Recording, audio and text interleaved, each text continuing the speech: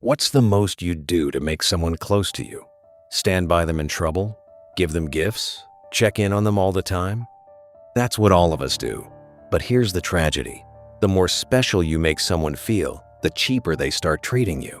The more you help someone, the more they drift away from you. It sounds harsh, but that's the brutal truth around us. But flip it, someone who's never done a single thing for you suddenly asks you for a small favor one day. And strangely, you end up liking them a little more. Why does this happen? Are we living by some kind of reverse psychology? Today, we're going to expose a dirty little truth about the human brain. One that once you know it, lets you make almost anyone a little weak for you. But be careful, play this the wrong way, and you'll regret it for a long time. It's called the Ben Franklin effect. The year is somewhere in the mid-1700s. Benjamin Franklin, one of America's founding fathers, had a thorn in his political career, a rival politician who couldn't stand him. Every chance he got, this man insulted Franklin. Now, what would you or I do in that position? Fight with the guy, try to get back at him, or maybe send him an expensive gift to win him over, right? Franklin did none of that. Instead, he pulled a move that'll sound almost crazy. He found out the man had a rare, valuable book in his personal library. Franklin wrote him a letter. No flattery in it, he simply said, "I've heard you have this book. I'd like to read it. Would you be kind enough to lend it to me for a week?" Enemy or not, the man couldn't say no. He sent the book. A week later, Franklin returned it, along with a short thank you note. The next time they crossed paths in Parliament, the man who'd never even looked Franklin's way walked right up and started talking to him. That lifelong enemy became a lifelong friend. But how? Does asking to borrow a book really turn an enemy into a friend? Or is there some kind of brutal mind hack hiding underneath this? Here's the thing, Franklin didn't just borrow a book. He hacked the man's brain. In psychology, this is called cognitive dissonance. In simple terms, our brain is an incredibly proud thing. It never wants to admit its own decisions were wrong.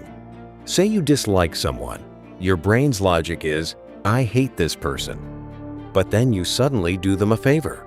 Now two opposite currents start fighting inside your brain. 1. I hate this person. 2. I just helped him with something valuable to me. The brain can't stand with one foot in each boat. It creates real discomfort. To get rid of that discomfort, the brain builds itself a new piece of logic. It convinces itself, actually, he's not as bad as I thought. There must be something good in him. Why else would I have helped him? In other words, without you saying a word, the other person convinces times themselves times that you're a good person. But wait, this effect has a dark flip side too. If you love someone too much, or make yourself endlessly available to them all the time, this same psychology can destroy you. How? Let's go a little deeper. We assume that the more we pour into a relationship, the more the other person will love us back. Reality is far crueler than that. When you're constantly only giving time, care, gifts, help, the other person's subconscious starts building up guilt. They start feeling small. They think, "I'm not giving anything back in return." To escape that discomfort of guilt, they start keeping their distance from you. But when you ask them for a small favor instead, you're actually giving them an opportunity. By helping you, they get to see themselves as a good person. Their ego gets fed. And human nature is simple. People love being around whoever makes them feel good about themselves. I fell into this trap myself before I ever read this theory. There was a senior colleague at my office who couldn't stand me. Even when I made no mistakes at work, he'd find fault with something. His behavior kept me up at night. To win him over, I'd add sugar to his coffee, organize the files on his desk. None of it worked. He avoided me even more. In his eyes, I'd become cheap. One day I had an important presentation. I knew he was a wizard with Excel.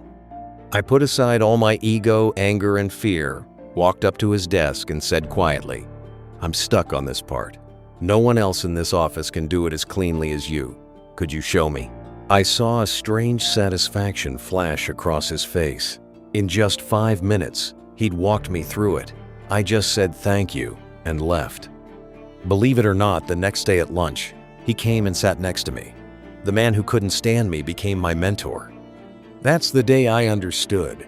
Sometimes the power of calming someone else's ego is far stronger than the power of swallowing your own.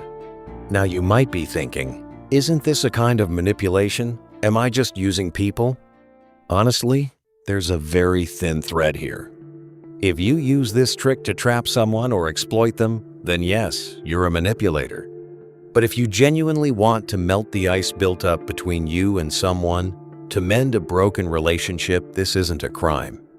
You're not lying to them. You're genuinely receiving help from them. And isn't helping each other the actual foundation of any relationship? So tomorrow, when you go to school, college, or work with whoever you have distance from, stop trying to impress them. Don't buy them an expensive gift. Instead, casually walk up and ask for something small, a pen, a book, or their opinion on something. Show them you trust their ability, or the thing they have.